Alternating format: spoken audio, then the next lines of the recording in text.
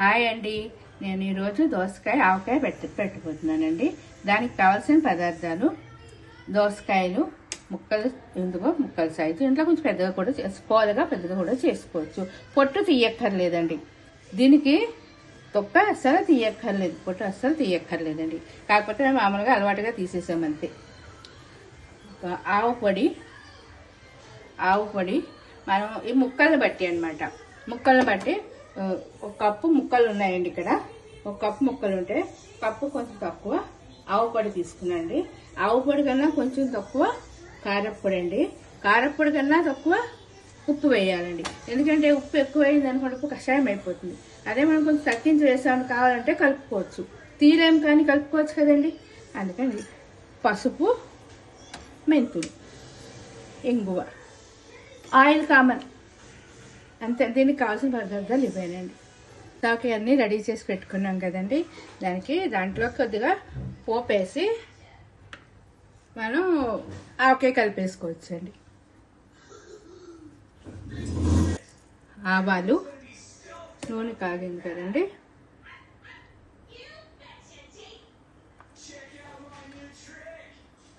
ఆవాలు, జీలకర్ర. అంటే మనం ఎంత పెట్టుకుంటామో దాన్ని బట్టి పోపు వేసుకోవాలి. ఒక్క కాయ, 2 కాయల అని బట్టి పోపు వేసుకోవాలి. దాంట్లో ఇంగువ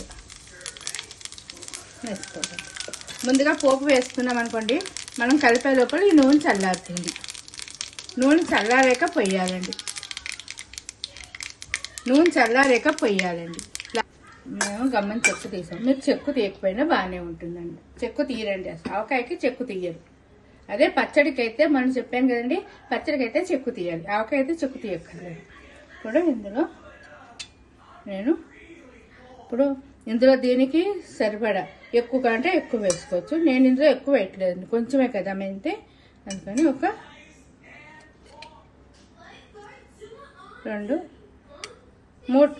2.5 టీ స్పూన్లు ఆవు పొడి వేసానండి. అలాగే ఇది 2 స్పూన్లే వేసుకోవాలండి.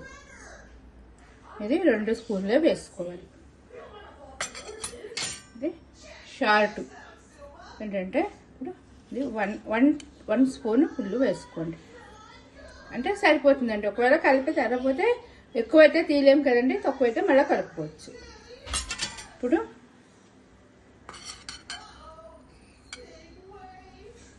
పసుపు అండి, అలాగే కొద్దిగా మెంతులు, ఇందులో ఇంగువ.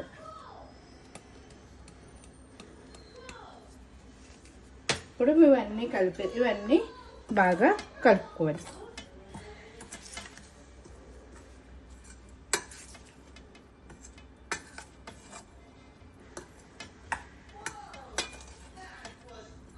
ఇలా అన్నీ బాగా ఉప్పు, కారం, ఆవు పొడి అన్నీ బాగా కలిసేదాకా కలుపుకోవాలి.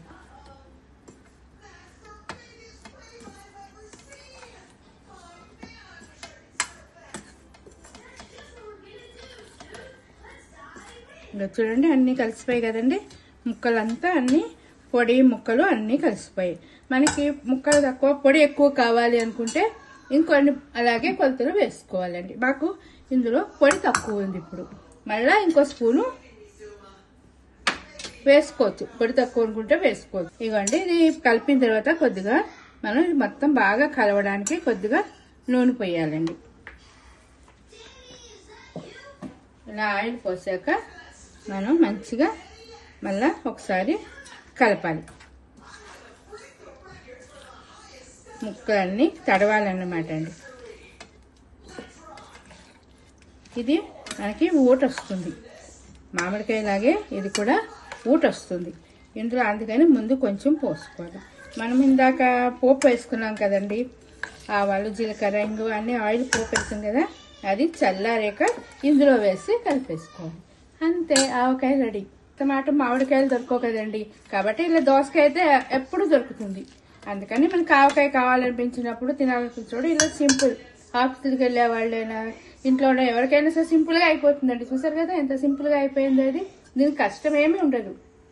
చల్లారింది. మనం ఇంగువ, ఆవాలు, జీలకర్ర వేసుకున్నాం కదండి. ఇది చల్లారింది కదా, ఇందులో పోసేయాలి.